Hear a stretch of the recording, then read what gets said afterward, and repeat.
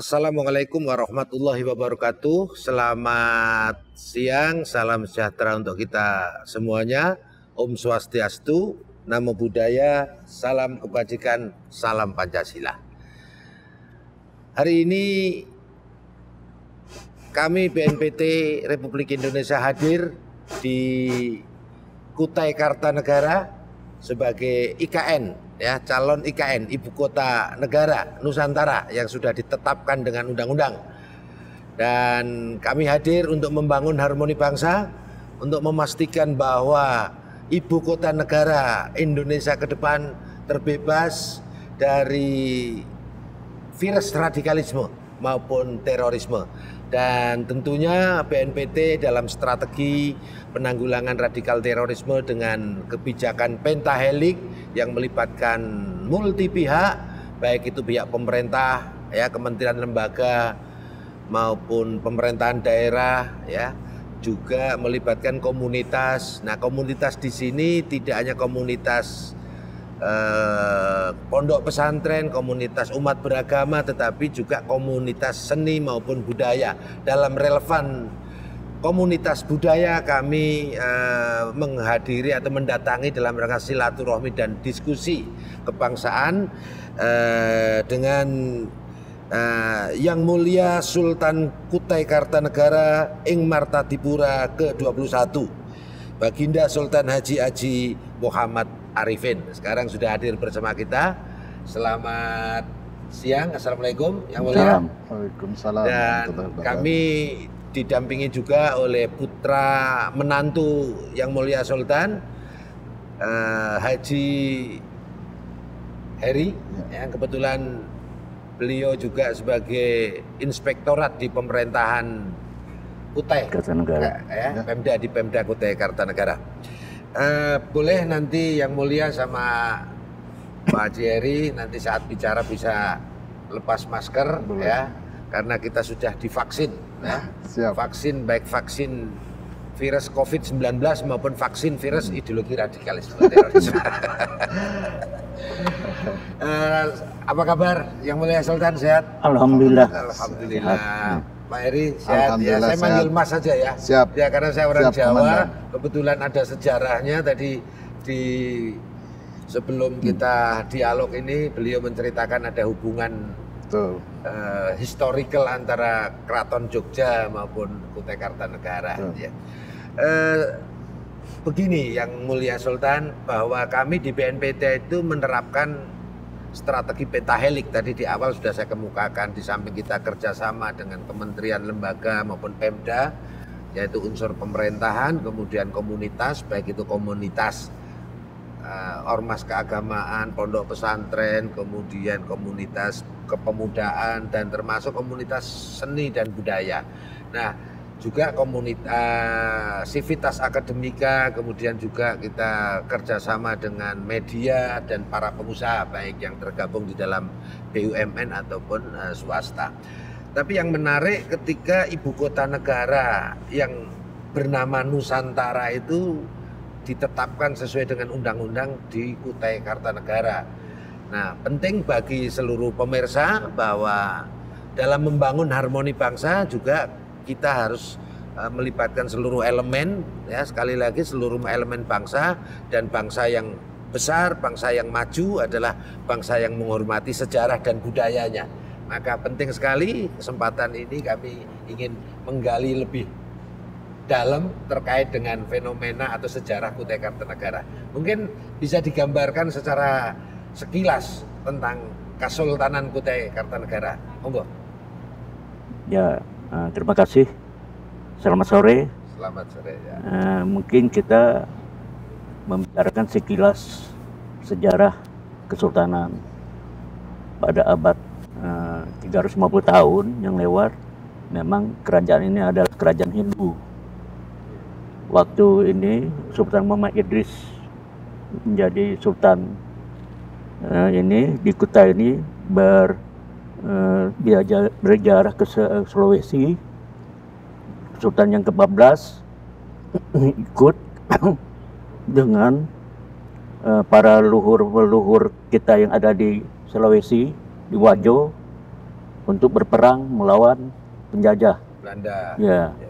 Jadi sehingga perlawannya itu dia menyerahkan tahtanya untuk diturunkan jadi sultan untuk berjuang untuk anak buah ya tadi, sehingga membawa nyawanya tidak bisa tertolong lagi karena peperangan tadi. Artinya memang Kesultanan atau Kerajaan Kutai ini sebagai kerajaan pertama ya di Nusantara ini kerajaan, pertama.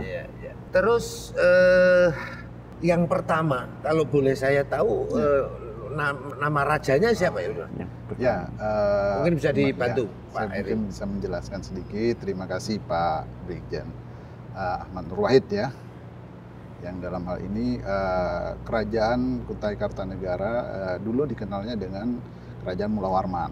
Nah itu Kerajaan Mula Warman yang mana memang itu sudah ditaklukkan oleh Kerajaan Kutai Kartanegara Ing Martadipura. Dulu adalah Kerajaan Hindu.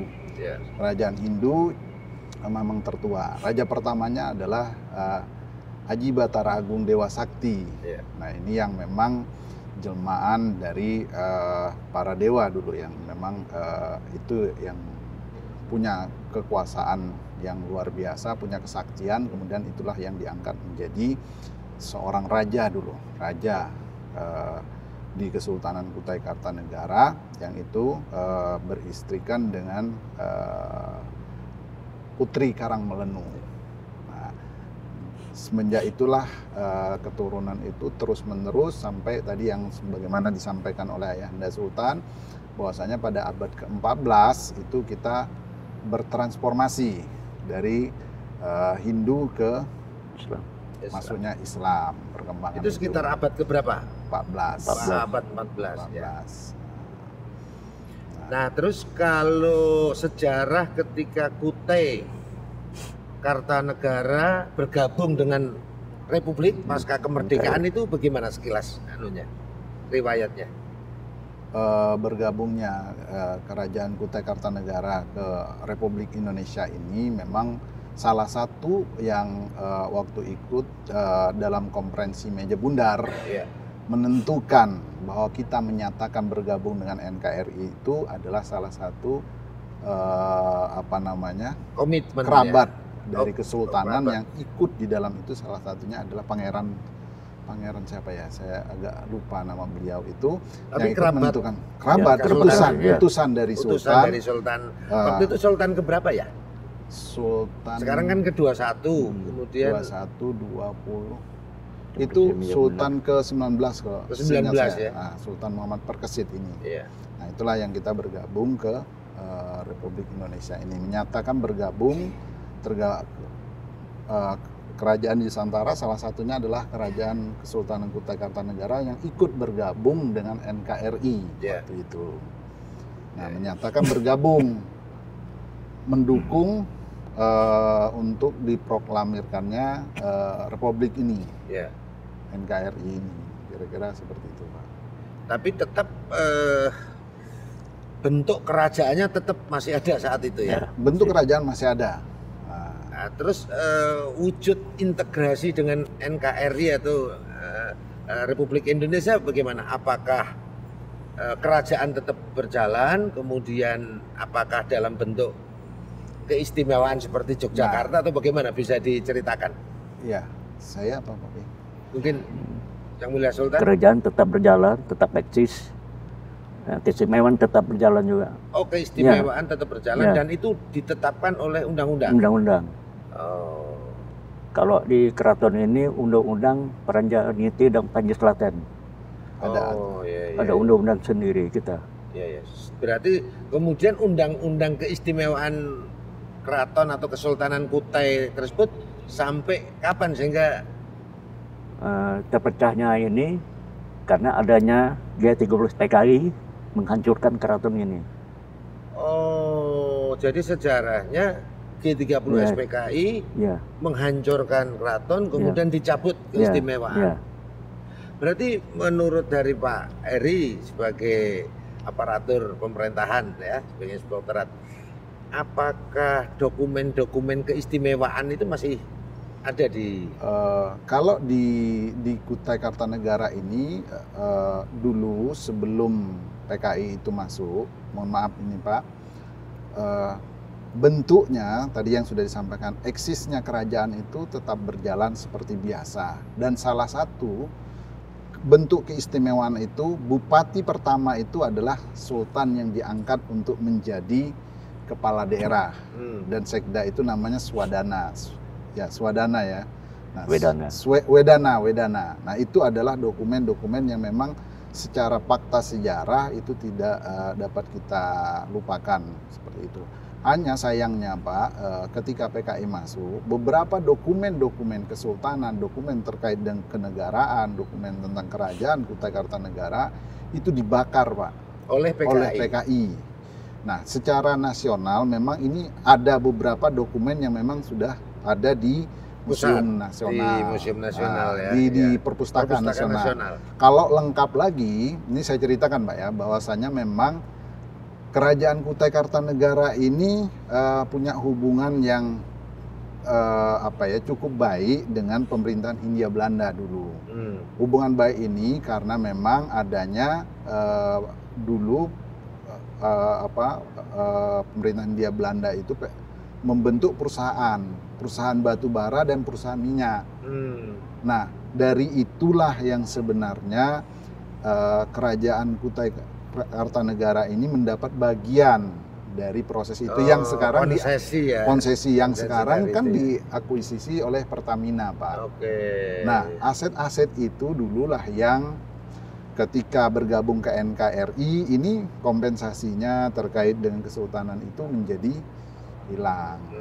Termasuk juga tadi surat-surat terkait dengan tanah. Kan mohon maaf, beliau ini umur 12 tahun waktu dilahirkan karena memang dulu beliau ini kuliah, ayah beliau itu kuliah di Belanda, di Leiden. Nah, beliau ke Indonesia itu umur 12 tahun. Terus diangkat jadi sultan? Angkat jadi sultan 2019. Oh, 2019. 2018. 2018. Ya. Sebelum Covid. Ya. Waktu ayah beliau itu mangkat. Ya. Nah, itulah bukti kalau kita bergabung ke NKRI tadi, salah satu bentuk pengakuan pemerintah terkait dengan keistimewaan tadi adalah dengan diangkatnya Sultan ke-19 itu ya, Sultan Ampar Kesit itu menjadi kepala daerah. Satu, ketidaklengkapan dokumen di kesultanan ini sendiri diakibatkan dulu di sebelah, mohon maaf, bukan saya menunjuk, di sebelahnya museum itu ada kantor dulu Pak, kantor bupatinya di situ dulu. Nah, itu terbakar. Nah, sehingga dokumen itu dokumen otentik. Dokumen otentiknya banyak yang terbakar. Dan kemudian sebenarnya kalau kita menelusuri, dan ini juga sudah diupayakan oleh beberapa dinas perpustakaan kita itu untuk menelusuri ke Belanda terkait dengan arsip-arsip kita itu. Apakah pernah diupayakan untuk sudah, Pak? Sudah ya? Sudah. Ini sudah diupayakan. Baik, terus untuk ini yang Mulia Sultan sekarang. Kalau keraton itu kan biasanya kan ada kayak di Jogja itu ada prajuritnya, ada wilayahnya, kan gitu ya. Kemudian ada bentuk manajemen pemerintahannya, kan gitu ya. Nah, kalau di Jogja itu ada tanah keraton atau istilahnya apa itu namanya, masyarakat itu boleh dibilang semacam dipinjami atau menyewa. Kalau di Kutai Kartanegara ini bagaimana, Sultan? Kalau kita sekarang ini masalah prajurit, kalau kita ada acara seperti ada Erau, Sungkeman, itu pasti ada prajuritnya. Ada ya. Sekarang ini ada pergerakan kita sekarang ya.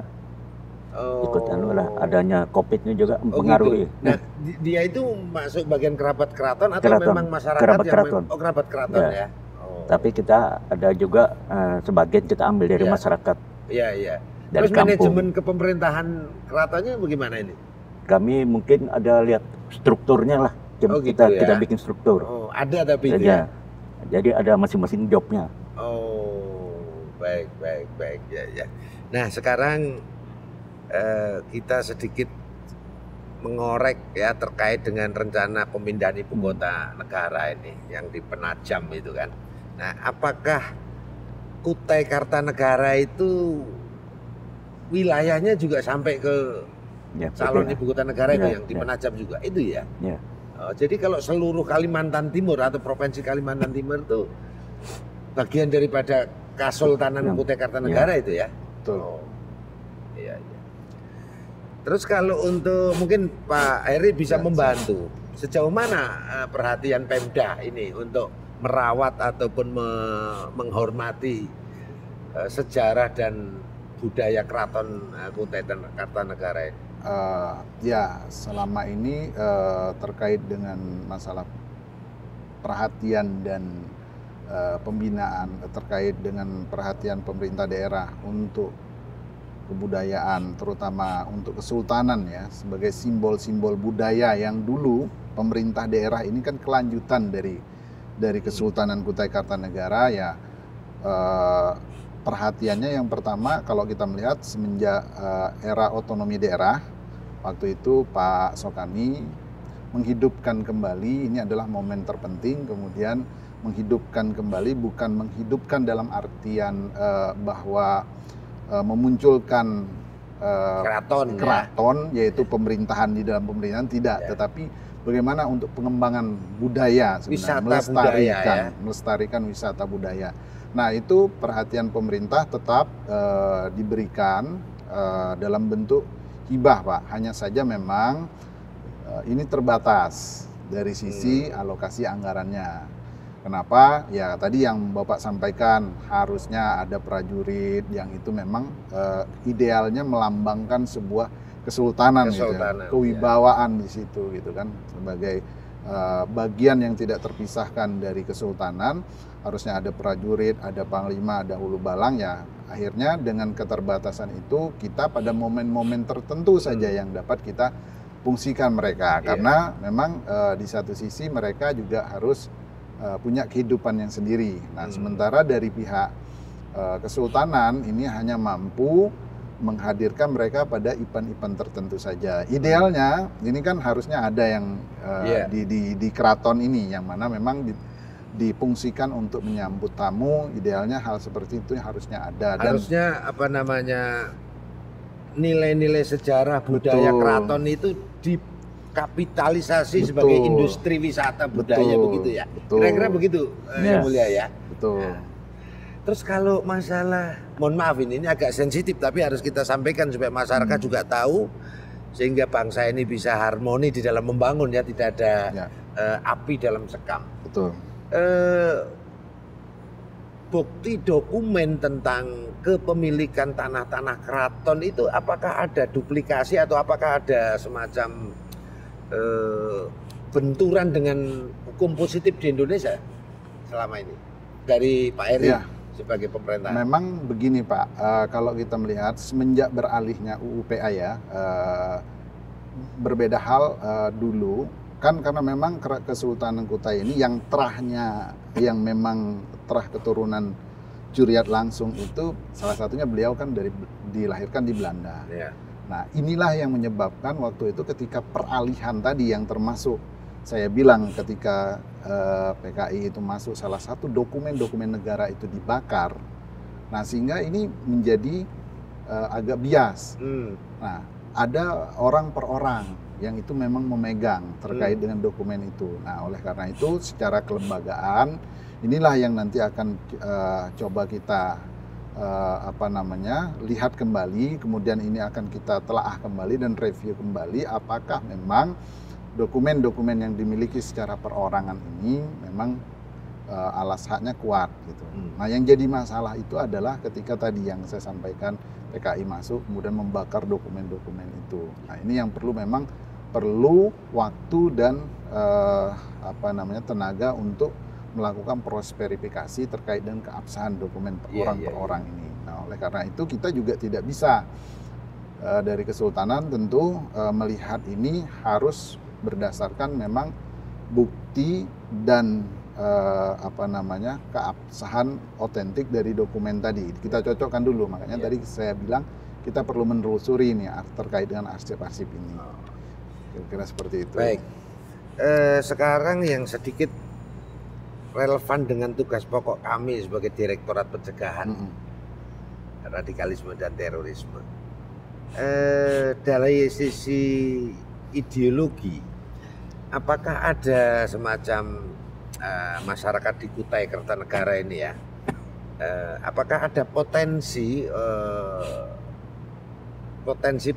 paham-paham radikal atau terorisme yang selama ini menggejala di Indonesia maupun di negeri-negeri konflik di dunia Muslim?